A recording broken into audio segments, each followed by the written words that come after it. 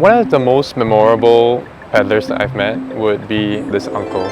When we first met him, he was actually really aggressive, but eventually he broke through when we offered him some kopi and curry puffs. From then on, I started seeing him quite regularly, but when I had to step back a little bit because of my A-levels, he sent a voice message and he said, "Hey, if you don't come back, I'm going to call the police," because he just really missed us so much. Hi, I'm Hazim, Hi, I'm Augustine. and we are from the Signpost Project. The Signpost Project is a ground-up initiative that looks after peddlers around Singapore. For example, like tissue sellers or those who sell trinkets. We currently cover about 12 residential districts, including Clementi, Ang Mo Kio, and Bedok. The ways that we help tissue peddlers is generally just by befriending them and seeing what kind of support they need. Even if it's just lending a listening ear, or if we could just help send emails, or even if it's just the most minute things, which is how do you reset a password in your email, right? Yeah.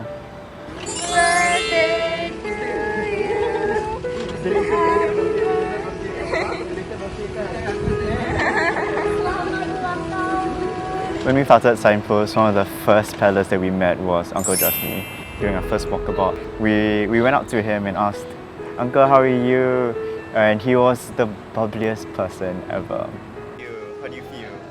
Oh, kau happy lah. Apa want to get angry? No, no play. He opened up to us really quickly, and that was like within the first couple of months. He'll talk to us sometimes about the financial situation that he faces, and from time to time, the territorial disputes that he has with other peddlers within the area. And so sometimes the role that we play is as a mediator, and on the financial aspect, we will help him with some of the paperwork for financial assistance.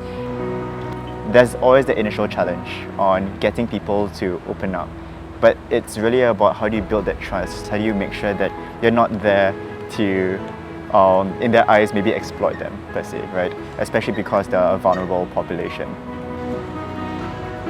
I think that not a lot of Singaporeans are very aware about the stories that our peddlers have.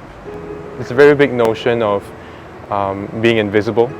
They're everywhere, but nobody really sees them, nobody really notices them. And I think that what I like to do and what we like to do would be to highlight those stories and spread them across Singapore.